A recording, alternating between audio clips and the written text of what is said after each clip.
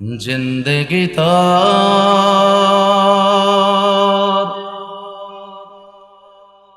जायरे फाकी दिया रे सुनारा दो जिंदगी तो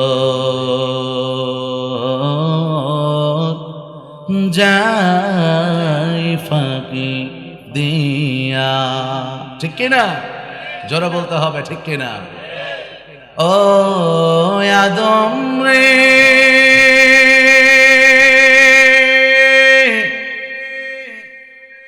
পাগ দরিয়া গেছে দাড়ি দন্ত আছে গোটা চারি।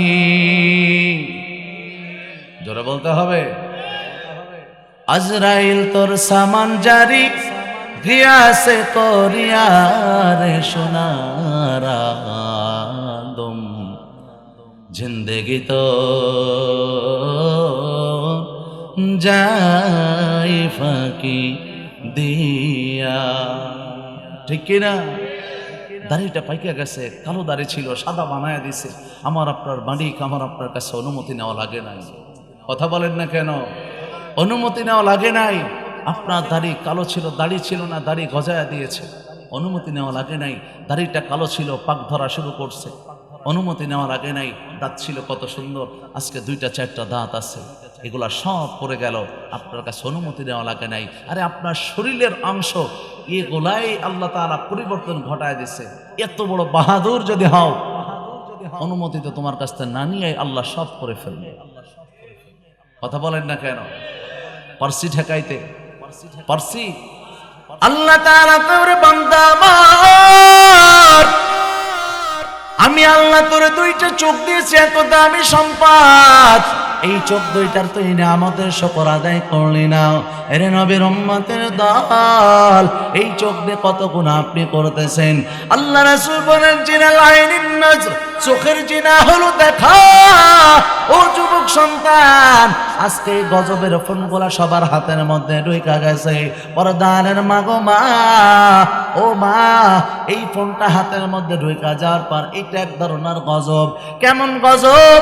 কেমন এই সমাজের জন্য কেমন গজব? আজকে দেখো এই ফোনটা যখন আমার পরিবারের মধ্যে ঢুইকা গেছে, মুস্তাকুন নবী হাফিজাহুল্লাহ উনি ডাকতে বলেন, যদি কোনো যুবকের ঘরের মধ্যে তার স্ত্রীর হাতের মধ্যে একটা টাচফোন ঢুকে গেল, ও যুবক নিঃসন্দেহে তুমি লিখে নাও, তুমি ছাড়া অন্য পুরুষকে তোমার ঘরের মধ্যে তুমি নিজে হাতে ঢুকায়া দিয়েছো। আওয়াজ দিয়ে বলতে হবে ঠিক কিনা? এই পর্যন্ত ঢাকার মধ্যে ঢোকার পরে একাধিক মানুষ, দাড়ি পুরা লাল, অর্থাৎ মুখের মধ্যে একটা দাড়ি আর কি নাই, কাঁচা নাই, পুরা লাল। এমন একটা মানুষ আসছে, নামাজের পরে কান্না করে ফেলছে, হুজুর দোয়া করেন, বড় বড় 2টা বাচ্চা, আমার বউটা বের হয়ে চলে গেছে। আমি বললাম যে বউ চলে গেছে কেমনে, কিভাবে, কি আমার কোন তো বিষয়টা? হুজুর কি আর বলবো, দুঃখের কথা, আমার ছেলের বয়স যা তার চাইতেও কম বয়স একটা ছেলের সাথে বের হয়ে গেছে। সুবহানাল্লাহ, নাউজুবিল্লাহ। আমি বললাম কেমনি গেল?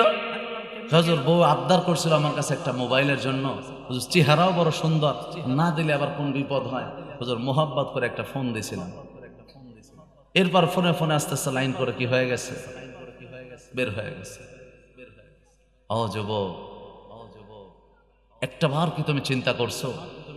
আর যদি কোনো বিবাহিত মেয়ের, বিবাহিত মহিলার ভালোবাসায় তুমি পড়ে গেছো, তার জীবন ধন্য, কিন্তু তোমার জীবনটা পুরো শেষ হয়ে গেছে। জোরে বলতে হবে ঠিক কিনা? এমন মানুষ আমাদের সমাজে নাই? কথা বলেন না কেন? এই কয়েকদিন আগে দেখি কয়েকজন আলোচক জরিপ করে বলতেছে বাংলাদেশের কোন কোন জেলায় সবচেয়ে পরকীয়া হয়। এই সমস্ত সমস্যা আমাদের সমাজে আছে না নাই? আরে নারী নির্যাতন তো এর একটা বিচার টিচার আছে, কিন্তু পুরুষ নির্যাতনের যে বিচার হওয়া দরকার, এর কোনো বিচার আছে? পুরুষ নির্যাতনের সমাজে আছে না নাই? জোরে বলতে হবে আছে না নাই? এই যে আওয়াজ দিয়ে জোরে বললেন আছে, আপনাদের মহিলারা বয়ান শুনতেছে না? শুনতেছে না? যদি বাড়ি যাওয়ার পর জিগায় যে ওখানে আছে শব্দটা কি তুমিও বলছিলে, বলবেন সবাই বলছি, শুধু আমি বলি না। কথা ঠিক না? না না না, খবরদার এই কথা আবার বললেন না। এই আওয়াজটাও আমার মা বোনরা শুনছে। হ্যাঁ, বুঝেন পুরুষরা কতটা চাপে আছে। এক বাদশা ঘোষণা দিছে, কষ্ট হচ্ছে আপনাদের? বাদশাহ ঘোষণা দিছে। ঘোষণাটা কি? বাদশা বলতেছে যে আমি সহ, বাদশাহ বলতেছে বলে আমি সহ যাদের সংসার বউয়ের কথায় চলে সব এক পাশে চলে আসো। মানে বাদশাহ প্রথম ফেল মারছে, তাই আমি সহ যাদের বউয়ের কথায় সংসার চলে এক পাশে আসো। এখন সবাই এক পাশে চলে আসছে, এক ব্যক্তি এক পাশে দাঁড়ায় আছে। বাদশা তো কি করবে, মোটামুটি নারায় তাকবীর স্লোগান দিয়ে কয় মাশাআল্লাহ একজন পুরুষ মানুষ পাইছি, কয়েটা মোটামুটি সাধুবাদ জানায়। যেমন যে আমাদের মধ্যে সিস্টেম আছে না, যদি নেতা একজন পাওয়া যায় নারায় তাকবীর স্লোগান মোলোগান দিয়ে নেতারে একবারে পাম্পটি দিয়ে আসমানে উঠায় দেয়, আছে না নাই? জোরে বলতে হবে, আছে না নাই? আবার নেতার অগোচরে নিচার পিছনে শালা বলার মানুষেরও অভাব নাই। আরে কথা বলে না কেন? ও মুসলমান, বাদশাহ স্লোগান দিছে, যাক অন্যদিকে আলোচনা না যায়। বাদশাহ যখন স্লোগান দিছে, স্লোগান দেওয়ার পরে বলতেছে ভাই আসলে কি আপনার কথায় সংসার চলে? বাদশাহ আমার কথায় সংসার চলে কিনা জানি না, তবে বউ বলছে সবাই যেদিক যাবে তুই সেদিক যাবি না, তাই আমি এদিক দাঁড়ায় আছি। এমন পুরুষ মানুষ আমাদের সমাজে আছে না? না আছে, আছে, আছে। আর আমাদের যুবকদের তো অভ্যাস আছে, কিছু থেকে কিছু হলে দৌড় দেবো হুজুরের কাছে, হুজুর একটা তাবিজ দেন, আছে না? আর তাবিজ দিয়ে যদি খালি বউ ভালো বানানো যাইতো, তা বহুত বেটারা কোর্ট কাছারের অন্য অন্য জায়গা দৌড়াইতো না। তাবিজ দিয়ে যদি কাউকে পাওয়া যাইতো, আর তাবিজ দিয়ে যদি ভালো বানানো যাইতো, তাবিজ দিয়ে কাউকে পাওয়া গেলে তাহলে অনেকে মোটামুটি চেষ্টা করতো বাংলাদেশের টপ লেভেলের চেহারা সুন্দরী কারা আছে, নায়িকা টাইকা যারা আছে না, এদের উপর অ্যাপ্লাই করতো, কাম হয়ে যাইতো না তাইলে? আর যার কাছে কবিরাজের কাছে যাইতেছস বেটা, মাঝখান তরে ফাও শুধু ফাপড় দিয়ে টাকাগুলা লয়ে যাইতেছে, কথা কন ঠিক কিনা? এগুলা হয় না যুবক? জি ভাই, সমস্যা ও ঠিক কইছে বাবা, ঠিকের ঠেলা ডাকে যে হুজুরি এখানে ফ্রাস্ট্রেশনে পড়ে গেছে। কথা আর একটা চলে আসছে, বলে ফেলাইতাম, কইতাম নাকি কষ্ট হচ্ছে আপনাদের? আরেকজন যুবক বউ কথা শুনে না, গেছে কবিরাজের বাড়িতে তাবিজ আনার জন্য। এখন কোনো না কোনো ভাবে বউ আবার টেরও পেয়ে গেছে। বউ যখন টের পাইছে, এবার যখন বাড়িতে আসছে, লোকটার কি আর রক্ষা আছে? যাক, তারপরও শক্তি সব একত্রিত কইরা মোটামুটি বাপের বেটা সাদ্দামের মতো বাসায় ঢুকছে। বউ কই গেছিলা? মিথ্যা কথা বললে আর কোনো লাভ নাই, সত্য বলতে তোমারে ভালো বানানোর জন্য কবিরাজের কাছে গেছিলাম তাবিজ আনার জন্য। এখন বউ কয় তাবিজ দাও, তাবিজটা কই? এখন বউরে বলতেছে স্বামী খাই আন্তরিকভাবে দুঃখিত, আই এম সরি। কয় কেন? কয় যে কবিরাজের কাছ থেকে তাবিজ আনবো এটা দেখে আমার কাম হয়ে গেছে। কয় কেন? কয় যায় দেখি তো কবিরাজ নিজে বৈশা বৈশায় বোর থালাবাটি মস্তাছে। যে কবিরাজ বোর থালাবাটি বৈশা বৈশা মাঝে এর তাবিজে কাজ হয়, আর বউরে আগে তাবিজ করে ভালো করতো, কথা ঠিক কিনা? যুবক খবরদার, প্রেমে কখনো পড়া যাবে?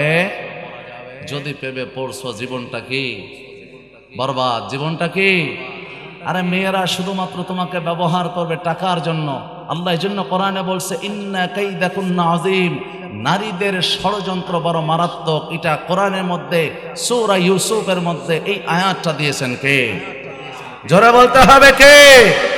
আল্লাহ তাআলা বলে দিয়েছে নারীদের ষড়যন্ত্র বড় মারাত্মক। আযীম শব্দ আল্লাহ যে কোনো জায়গায় ব্যবহার করে নাই। খবরদার, সাবধান হতে হবে, সাবধান হতে হবে। এই মেয়েগুলা প্রেম করার সময় খুঁজবে শাকিব খান আর সালমান খান, আর বিয়ার সময় যায় খুঁজবে টাকাওয়ালা কালাচান, কথা বলো ঠিক কিনা? এই জন্য ছোট্ট একটা যেহেতু বিনোদনমূলক কথা হচ্ছে, এটাতে পরিবর্তনও হওয়া দরকার। শুধুমাত্র বিনোদন নিলেও হবে, এমন কথাও হওয়া দরকার যেটার মধ্যে খলুসিয়াত আছে। কিন্তু আমাদের অবস্থা কি, যখন কথা বলা হয় এই হাসি রহস্যর কথাগুলো আর কাটসাট করে ছাড়ে, কথা ঠিক কিনা? এই যে আমাদের জেহাদি সাহেব কত সুন্দর, এমনও দেখছি আমি ভিডিও কিছু যে মানুষ ছটফট করে কান্না করতে করতে নাজেহাল অবস্থা হয়ে গেছে, কথা ঠিক কিনা? এইগুলা মিডিয়াওয়ালারা এগুলা প্রচার না করে উনি কখন কোন সময় এমন রসিকতার সাথে কিছু বলছে এইগুলা প্রচার করে ফেলে, কথা বলেন না কেন? ছোট্ট করে একটা কথা বলবো, যুবকরা খবরদার, সাবধান হতে হবে।